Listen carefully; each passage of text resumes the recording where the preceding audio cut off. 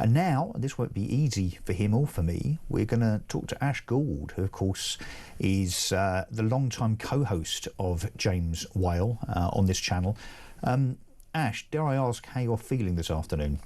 Yeah, I'm all right, man. It's a bit of a shock, isn't it? I mean, we're all expecting it, and yeah, it's a tough one, man. It's how long did you work with him, Ash?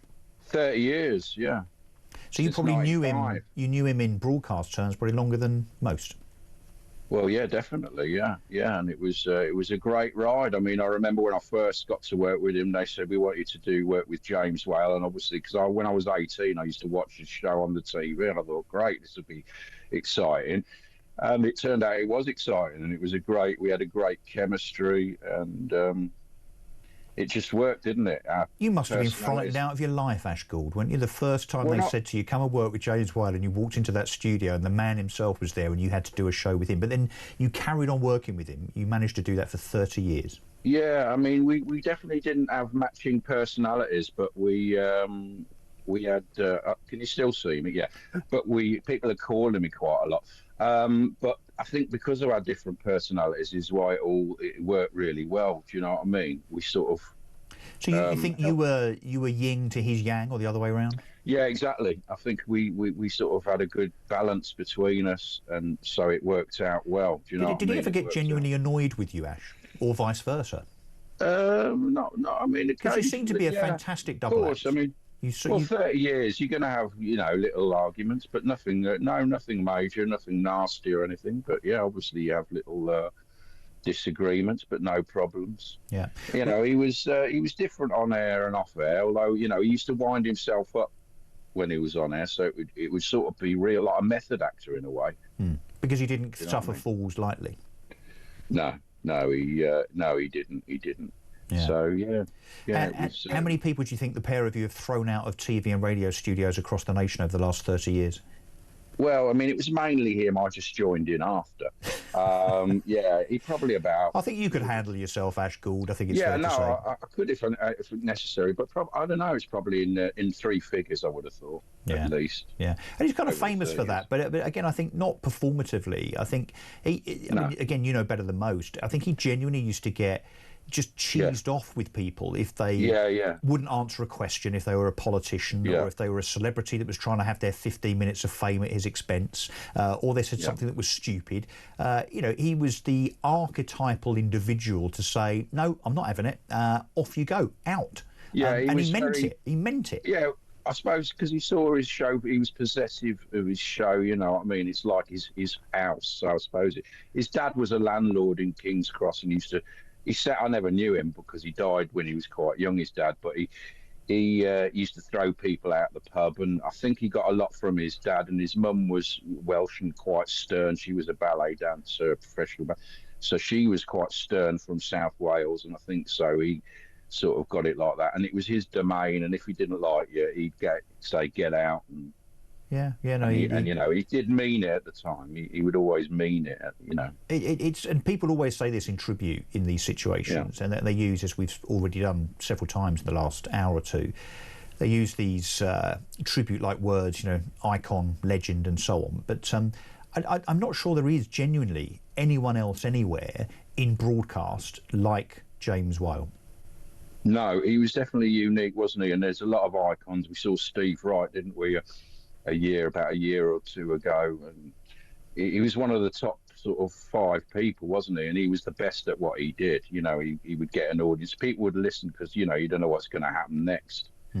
So that's what worked really well. And Ash, obviously, I could talk to you about this on and on and on, because the man has such a rich history as a career. There's lots and lots to talk about. But what do you think his legacy is going to be?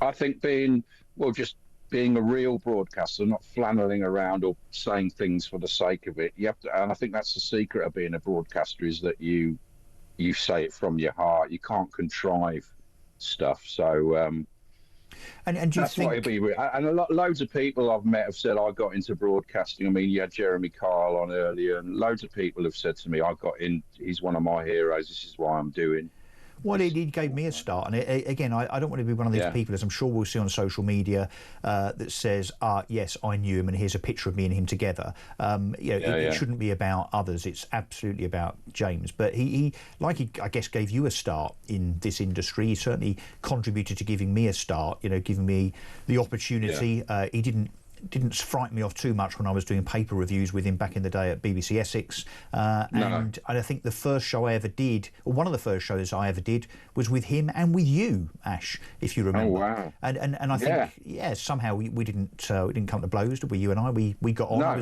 I was definitely, as one texter, actually, I remember that night, one texter tried to explain to us all here that I was no replacement for James Whale. Go figure. No, I didn't think I was. But he wasn't there. You needed a wingman as such, and there I was.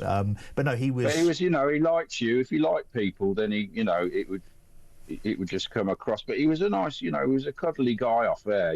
People think he was like that. He was actually a very friendly, warm person. He was lovely. So talk to us about some of the things that you really remember as kind of iconic standout moments, whether it's guests, whether it's interviews. Talk to us about some of the things. There's so many.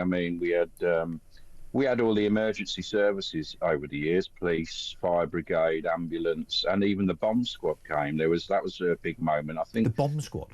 Yeah, well, someone sent a fake bomb, but it looked real, What, into the studio? Yeah, and it was behind us, and the police cleared the whole building. It was when we were in Oxford Street, 76 Oxford Street.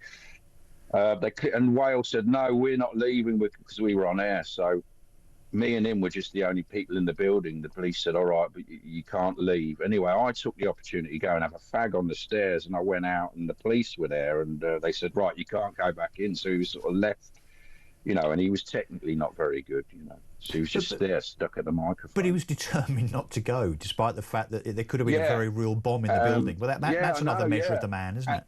Well, it was like next to me, not him. So you would have shielded him from it. I would have been the shielding force of it. So. And who are some of the most famous people that you interviewed, you and him together? Just rattle through some. I mean, we had you've had all people on. We had.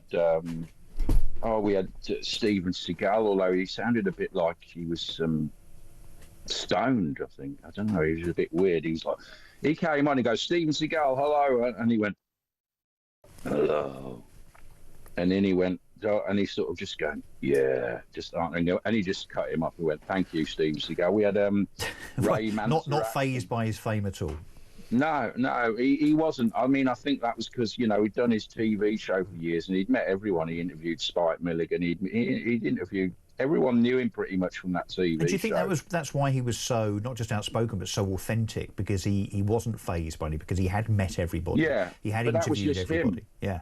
That was just him anyway, you know what I mean? He was authentic anyway, so he wasn't fazed by people.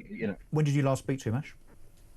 I was going to go down today. I phoned yesterday and I said, Whale, I'm coming down to the hospice. And then I got a call back it said James Whale. I thought, he's called me, and it was his wife saying, he was in the hospice. They'd given him a lot of drugs, and, they did a great job because he was never in any stress or pain. And she said he's not really he's semi-conscious. So she put me on speakerphone, and I did a little spiel on the phone. I was saying, all this and that. And she said he could hear, and he smiled.